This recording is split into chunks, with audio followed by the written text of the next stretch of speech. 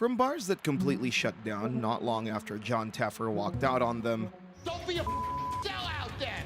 I'm gonna keep it punk rock, dude. If it's not punk rock, then fly home, dude. to bars that slowly declined after Jon Taffer refused to help, When do you stand here and say, you know what, John, you're right! if I'm delusional, just stop talking to me. here's what happened to the bars Jon Taffer walked out on, beginning with OFace. In Season 3, Episode 33, Jon Taffer went on a quest to save a bar named OFace, which was opened in 2011 by a husband and wife, Matthew and Karen Overmeyer, who had bought the bar with their retirement funds to fulfill their lifelong dream of owning a bar. The bar was located at Council Bluffs, Iowa, and the unusual name OFace came from Matthew's nickname. The bar was a great success, with the couple making up to $15,000 a month. But that success collapsed once the owners began drinking with customers instead of running the bar. Karen was always drunk and didn't manage the staff at all. Sitting and taking their shots. That's what they do. The ownership and staff of this bar thinks it's fine to get drunk and work behind a bar. And she blamed Matthew for everything that went wrong with the business. You don't contribute anything to this business, and I'm the one being looking like I don't do anything. Don't just stand there like it's all my fault. It's equally my fault. On November 11th, 2012, a full year before Bar Rescue even arrived to film, employees at OFace were caught serving alcohol to visibly intoxicated patrons, a direct violation of Iowa state law. A complaint was filed in August 2013, and the Iowa Alcoholic Beverages Division issued a formal sanction against the bar. With profits collapsing, debts mounting, a state sanction, and the threat of losing everything, the Overmeyers applied to Bar Rescue. And by the time Jon Taffer came, OFace Bar was losing around $4,000 a month and was over $260,000 in debt. They were 3 months away from permanently closing down. Jon Taffer arrived with expert mixologist Russell to conduct recon, but what they found set the tone for everything that followed.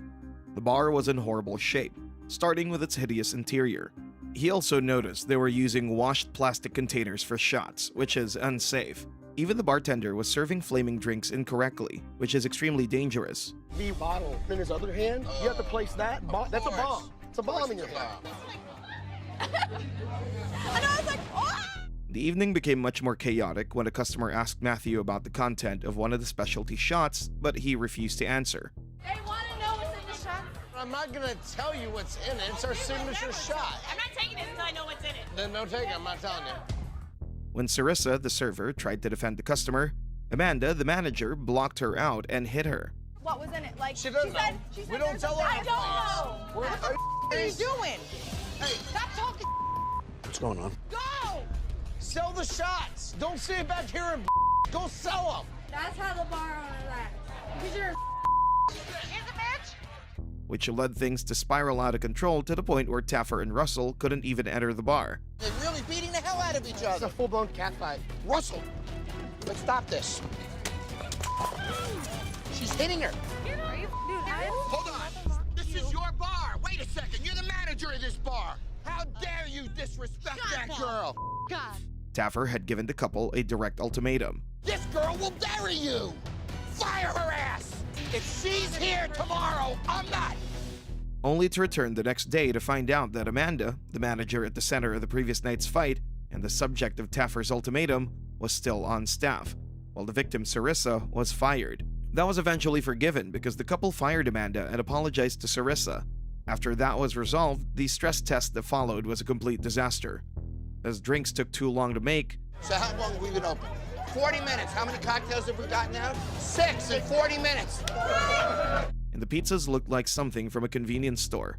One bartender even used a cracked mixing glass to mix drinks for customers, putting them at risk of swallowing the broken pieces. Meanwhile, Karen spent most of the stress test hiding in her office while smoking. Frustrated by the situation, John was left with no other choice but to intervene. Finish up your drinks and call it a night. This place is freaking closed. Still believing a rescue was possible, he came back the following morning, only to find employees hanging out in the back office despite being told to come in early and practice. Taffer looked into Matthew's background and discovered a history of violent behavior, including assaulting a former employee. I'm talking to you. You understand me? You ever touch my like that again, I'll knock you out. I got time no respect her. Either you put him through a window or I'm gonna put him through a window. I own the bar, so I prefer it was you. You don't pay me enough, man, to put him through a window. You get a $10 raise an hour. When Taffer confronted Matthew about his despicable behavior, it only blew things out of proportion. Your character is what's wrong. I've aired out my differences with all these people. I've talked, I've discussed with them. Really? Yeah, I have. Problem is, you guys think this is okay.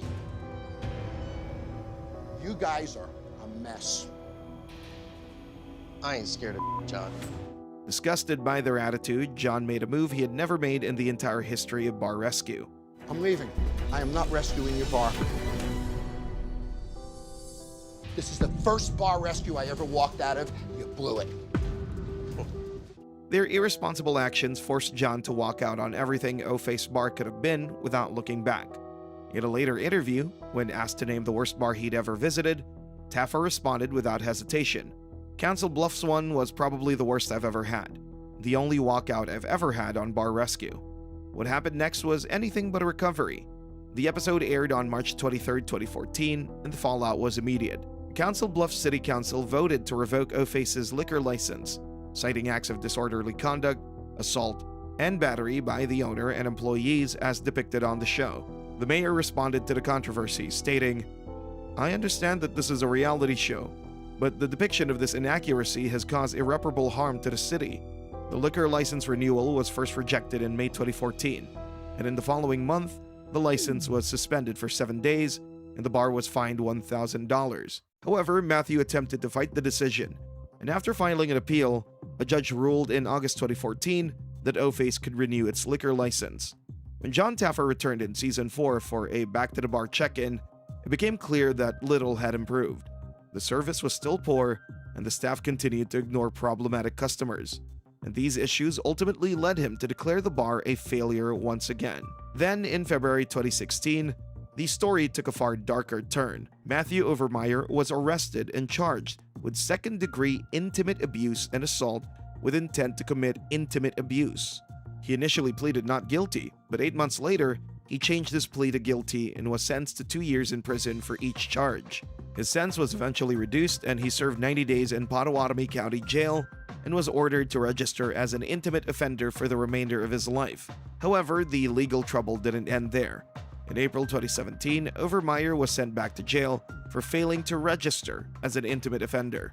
To keep the bar open in Matthew's absence, it became solely owned by Karen, separating the bar's reputation from his criminal status. But the problems surrounding OFace did not disappear. In March 2021, a shooting occurred inside the bar. A gunman walked in and shot a patron before fleeing on foot. The suspect has never been identified or caught to this day. The bar received a relatively low rating on Yelp, pushing the business further into the ground. By late 2024, OFace Bar at 2400 9th Avenue in Council Bluffs has appeared to have closed permanently, 10 years after Jon Taffer walked out and declared it the worst bar he had ever visited, even though conflicting online reports make it difficult to confirm the closure with complete certainty. Whether opened or closed, OFace Bar has become a den of criminal activity, liquor license battles, a shooting, and a footnote in reality television history, as the first bar Jon Taffer ever refused to save. While OFace Bar proved that Jon Taffer had a line and that crossing it meant losing everything, the next bar on this list involves something Taffer found almost equally unforgivable. In 2003, Terry Bryant purchased the struggling bikini sports bar Extremes located in Orange, California. The bar's concept initially brought patrons in, and Bryant made around $12,000 during peak months. But the money created a huge problem. Bryant himself was unable to resist the bar atmosphere and began to focus more on drinking with customers and friends rather than actually running the business. He even developed a habit of buying drinks for his friends, and as a result, Extremes gradually slipped into neglect. Before long, Bryant was losing $3,000 a month and was $88,000 deep in debt. The building itself reflected this decline. Bryant could not afford to replace the broken equipment or repair the damaged foul-smelling floors, and the beer served from dirty taps had become undrinkable. The bar's reputation had reached the point where the public thought it was a strip club, with male customers exhibiting vulgar behavior towards scantily dressed bartenders. Terry Bryant's bar was drowning in debt, smelled like a sewer, and had a concept that the public mistook for a strip club, leaving him with no choice but to call Jon Taffer. Jon Taffer arrived in May 2012 with mixologist Joseph Brooke and chef Aaron McCargo. Before stepping inside, he sent in Renee Vickery, owner of a previously rescued bar called Rax, to conduct recon. Renee and her manager ordered the same drink from two different bartenders, and the results were wildly inconsistent.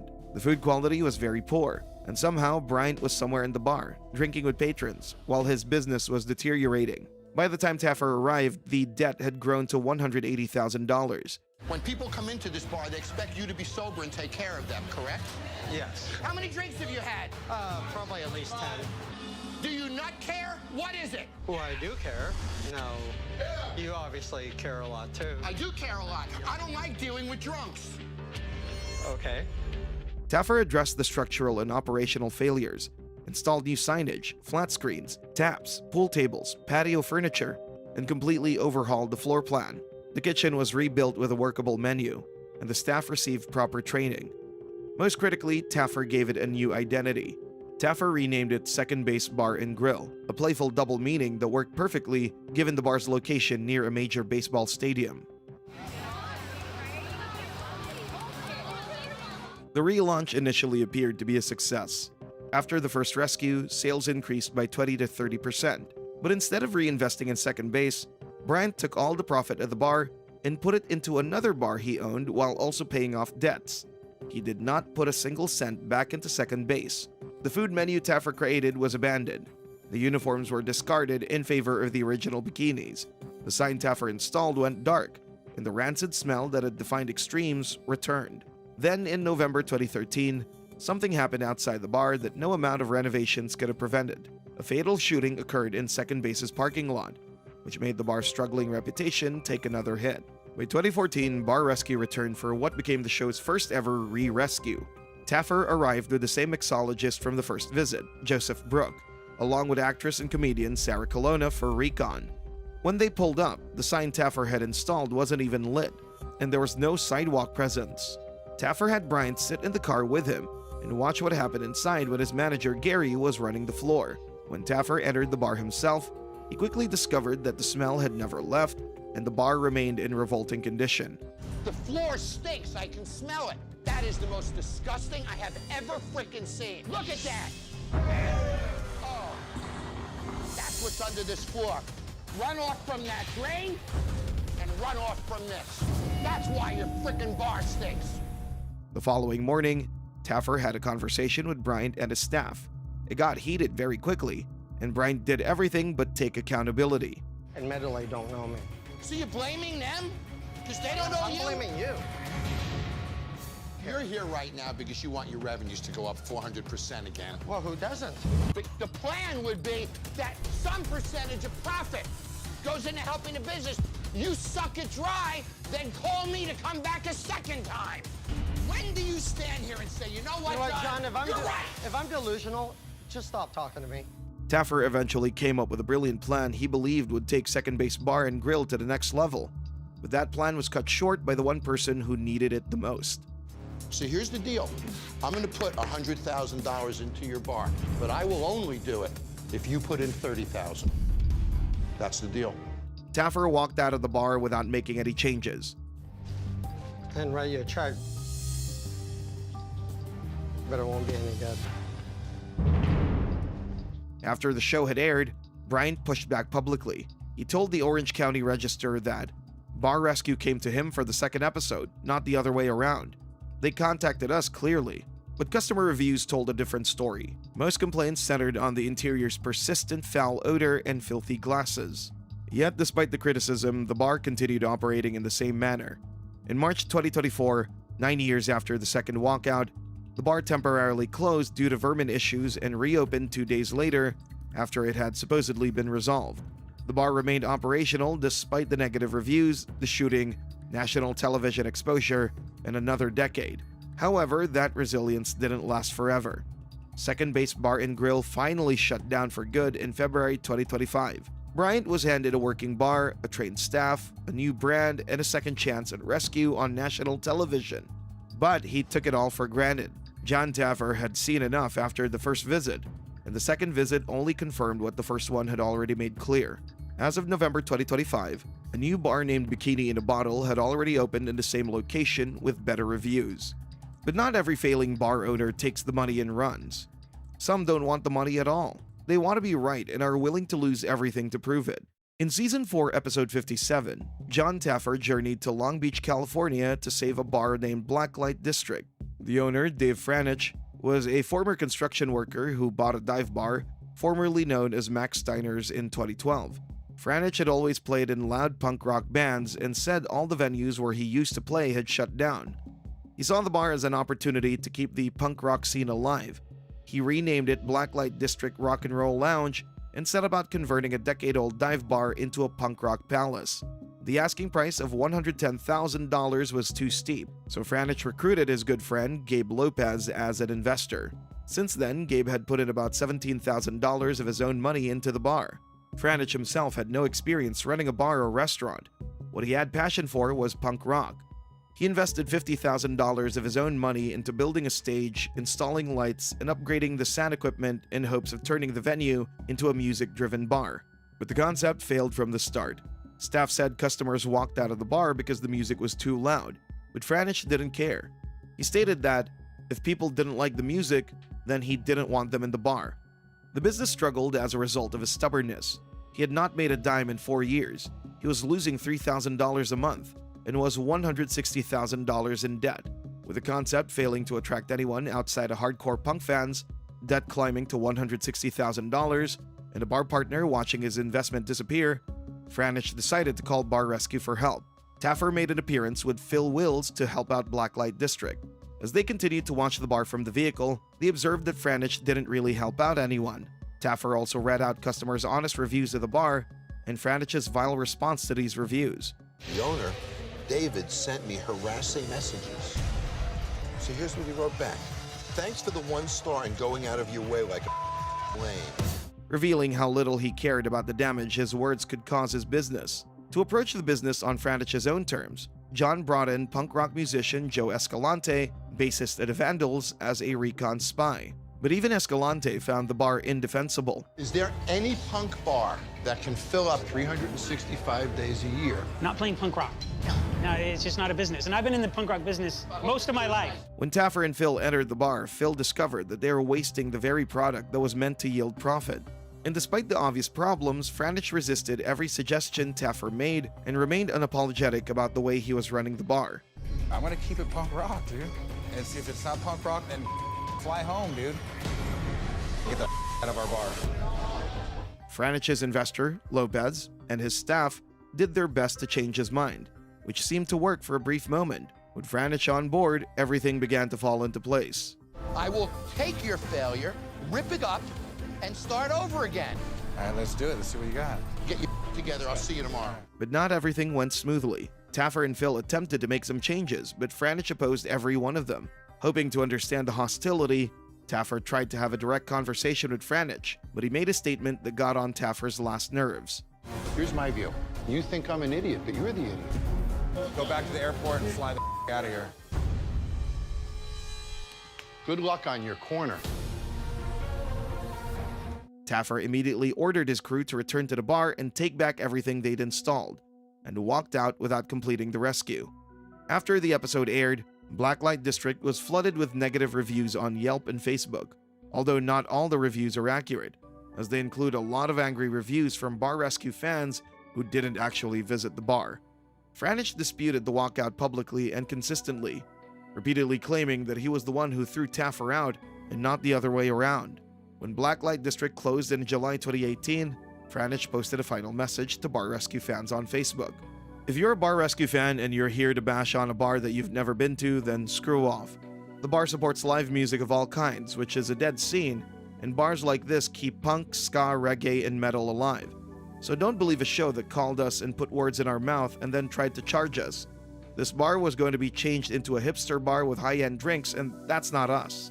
Another post about the show was made in 2021 by the owners of Blacklight District, stating, "Stop believing reality TV shows. Blacklight District people never owed money or are having money issues. This bar was sold only because the building owner sold the land. FYI, your hero, John T, is a straight actor who doesn't give a shit about any bar, just ratings from TV bashing bars." Dave Franich was handed free renovation, trained staff, and a nationally televised relaunch in one of America's most saturated bar markets. He turned it all down because the new concept did not play punk rock.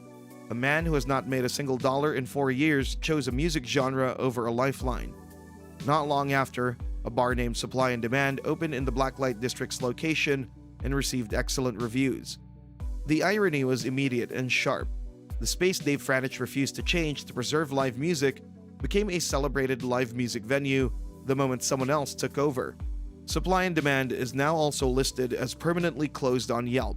The address at 2500 East Anaheim Street has now outlasted 2 bars since Taffer walked out.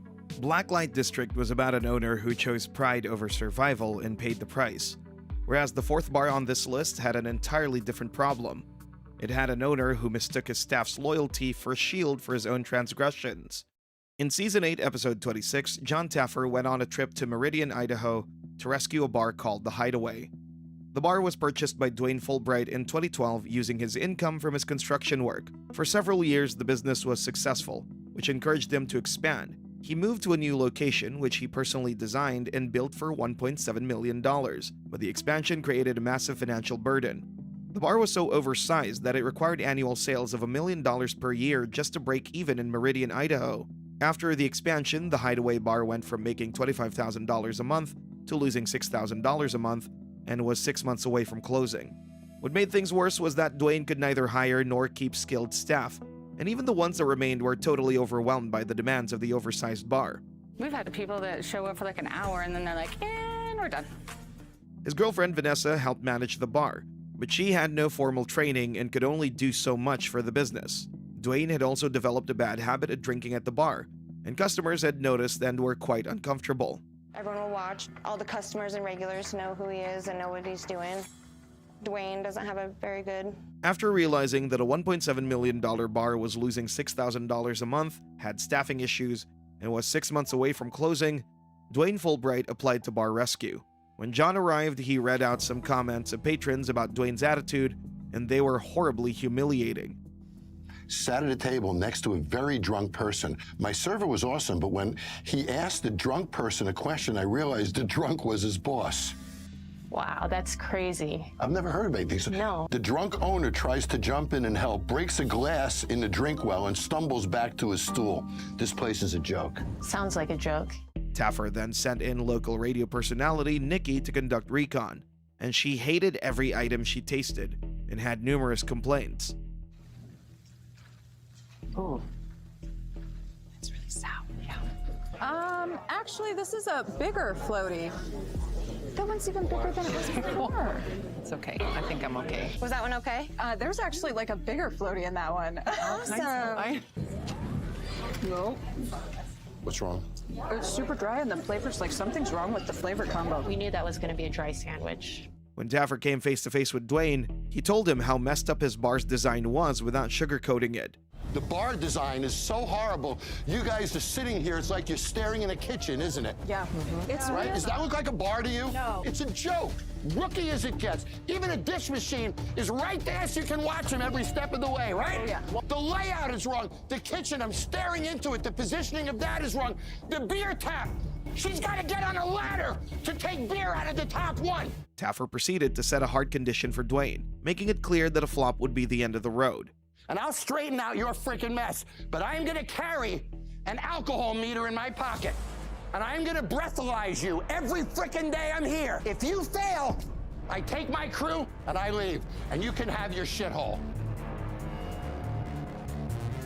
Dwayne accepted, but it didn't take long before things went off the rails. The next day, Taffer returned and decided that the day must begin with a breathalyzer test, but that didn't go very well. Taking breathalyzer tests is humiliating. If I have to take the breathalyzers, then he should too. The staff, on the other hand, decided that it was the best time to cover for their drunk boss, not knowing they were digging him deeper into a problem that he would never come out of. Have you guys ever heard Dwayne called the town drunk? Be honest with me. Have you ever heard that expression? Not till last night. That's a lie. I don't like to be lied to, and this is a lie. Taffer gave them one last chance to be honest with him. Does Dwayne have a drinking problem that affects the operation of this bar? Yes or no? 3, this failure's gonna be yours. 2, 1. See you guys. Before walking out of the bar. Before leaving for good, Taffer returned and gave the staff a pointed speech, calling them out for lying to his face and enabling the owner in the process. Because my reputation is on this when I leave. And I won't have the town drunk representing the work that I've done. You lied to me, him to drink, because I know you don't, because you told my research team otherwise. You're all liars, and they're enabling your failure. You'll fall off the next bar stool, and in a few months, your destiny is made out. In the end, Jon Taffer walked out of the bar without conducting a stress test, without designing a renovation, and without spending a single dollar. It was the fourth complete walkout in the show's history. The aftermath was swift and final. The bar was already listed for sale before the episode even aired on television. Reviews posted after filming were overwhelmingly negative. The most consistent complaints had nothing to do with the bar itself. Apparently, Hideaway was stationing tow trucks in its parking lot and had customers' cars towed immediately if they parked there without entering the bar. One reviewer stated that the owner is a despicable person that has no goodwill and charity, while another reviewer described the bar as disgusting and terrible. Exactly 3.5 months after the episode aired, Dwayne Fulbright posted on Facebook, "Thanks to all our wonderful customers over the years. The Hideaway has been sold. Our last day is July 30th, so come by and say goodbye. It's been a great 11 years, but it's time to hang up our hats and move on to retirement." According to this post, Hideaway closed because Dwayne wanted to retire and had nothing to do with the incident with Bar Rescue. The property had been listed on LoopNet at $2,725,000. Considering that the land had been listed years earlier for around $550,000, Fulbright stood to make a substantial profit on the sale regardless of the bar's performance.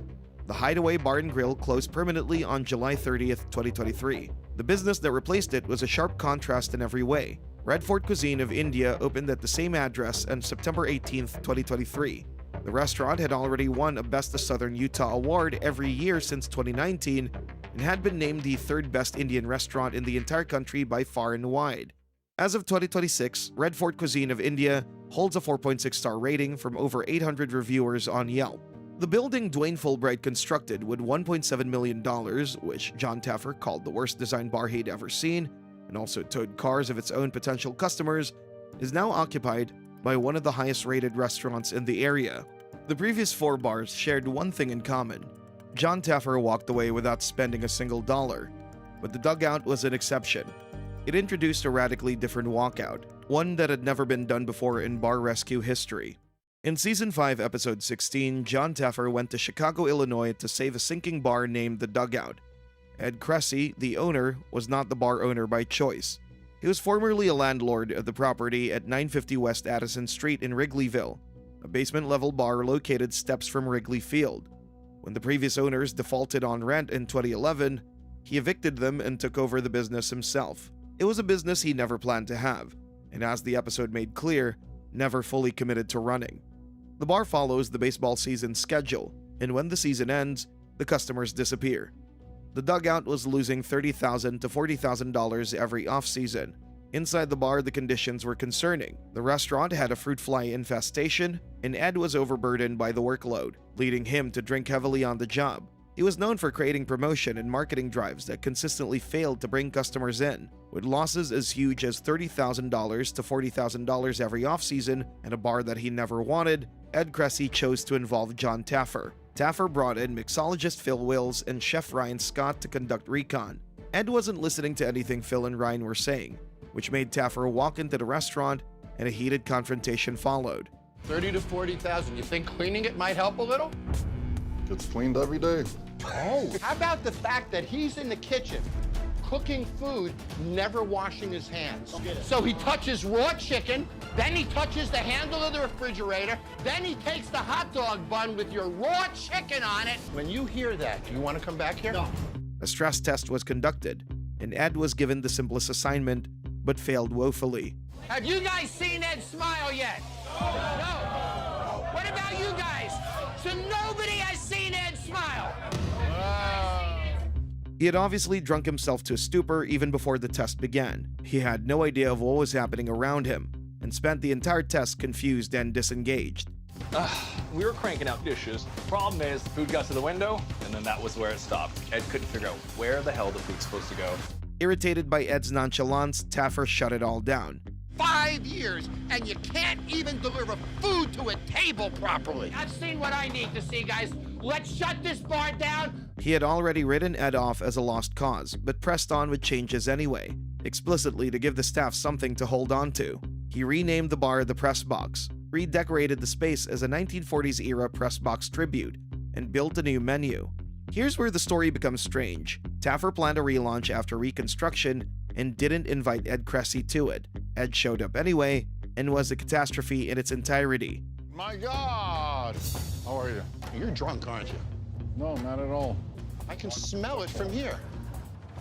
Seeing the disruption unfold in real time, Taffer decided on the spot, and he made sure all the staff were on board. There's your bar. Run it, take the signs down, change the name, do whatever you want. I'm leaving. Tell him what you want to do, guys. I quit. He canceled the grand reopening and walked out without relaunching the bar he had just rebuilt. But the walkout was only the beginning. Before the episode even aired, Ed had already reversed every change Jon Taffer had made. In an interview with the Chicago Tribune, he claimed he had to redo all the things Jon did wrong. He also complained that Jon used fake paint that looked good on camera but flaked off when the cameras stopped rolling. He criticized the new menu as well, stating that the new ham sandwich from Bar Rescue bombed and he brought back the tater tots. The basement bar went back from being called the Dugout, with Cressy moving the press box concept upstairs into a closed pizzeria in the same building, keeping the name only because he didn't want to spend money on a new sign. Ed remained vocal about his experience. His most two quoted lines were, "You can't build a bar in 5 days. I don't care if you're Jesus Christ." And, "It was a complete nightmare, what he put me through." But his former employee made a post that said otherwise. She lamented, "I want to thank the Bar Rescue team for everything. I bitched a lot when I worked at the Dugout, and I feel bad for every person that had to hear about it every time they were around me. It made me miserable because I was working for this guy, doing everything I could think of to get told I'm doing one thing right, and all I ever got was negative. When Rescue came in, what it was for me was a confirmation that I wasn't crazy, stupid, or that I wasn't trying hard enough." Then came the pandemic in July 2020. A Facebook video surfaced showing patrons inside the Dugout with no masks, no social distancing, well past the 11 p.m. mandated closing time. Even one of the bar owners publicly expressed his worries about how severe the consequences of Ed's attitude could be for them. He's going to get us all shut back down again, and then what are we going to do? We're going to all be back on unemployment or even worse. As of March 2026, the Dugout at 950 West Addison Street is still open. However, the Dugout Sports Bar and Grill, the separate Yelp listing for the space Bar Rescue actually renovated, is listed as permanently closed. And the press box concept no longer exists under that name at either location. Jon Taffer built something, watched it get dismantled piece by piece, and left without saying a word about it publicly. In over 250 episodes across 9 seasons, these 5 bars represent the only times Jon Taffer has ever walked away from a rescue, making them the rarest category in bar rescue. Out of every failing bar he's ever visited and every desperate owner who called for help, he only drew the line 5 times. 4 out of the 5 bars are permanently closed, with 1 still open, running exactly the way Jon Taffer said would destroy it. Matthew Overmeyer ended up in prison. Terry Bryant let a rescued bar rot for a decade before it finally died. Dave Franich locked the doors in 2018 and blamed everyone but himself. Dwayne Fulbright sold a $1.7 million property and called it retirement, and Ed Cressy is still in Wrigleyville, still serving tater tots. Taffer said it himself, "I can fix just about any bar. It's fixing the people that's difficult." Jon Taffer looked at what was in front of him, made a decision based entirely on evidence, and left. Some people never learn. The record on these 5 bars proves it.